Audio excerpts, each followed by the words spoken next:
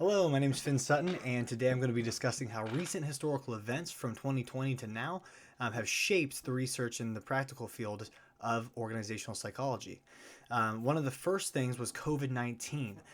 Researchers immediately shifted to focus on remote work, employee engagement, and mental health challenges that came with starting their remote environment. Companies had to adapt overnight, moving teams to remote models and then later hybrid models. And an example of this is Google. Companies like Google adopted permanent hybrid work options for their employees.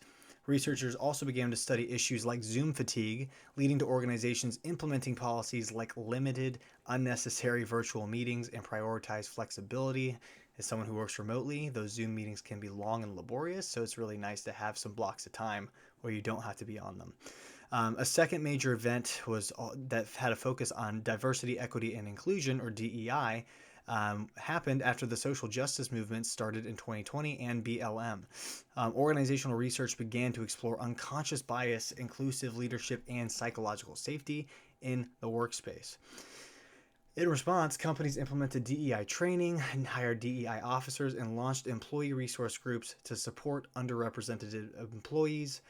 For instance, Starbucks launched a mandatory anti bias training, and McKinsey research showed that diverse teams consistently outperformed their peers in profitability once these were put in place.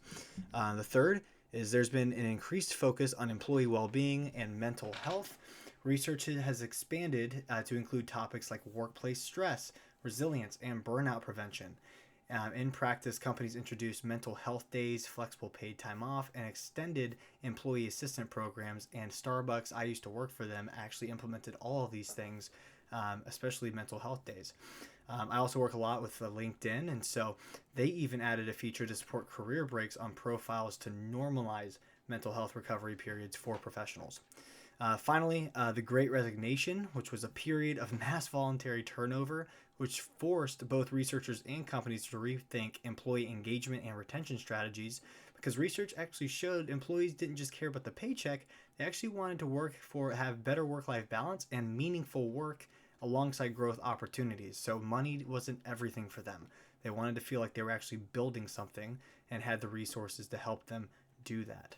As a result, organizations started investing more in internal mobility programs, career development, and cultural initiatives to increase research that found that employee engagement was actually stronger for retention than compensation alone, as I mentioned. So, in conclusion, these historical events have reshaped both research priorities and organizational practices in the workplace, and the field of organizational psychology continues to respond to these real world challenges and helping companies create healthier and more productive and inclusive environments for their employees.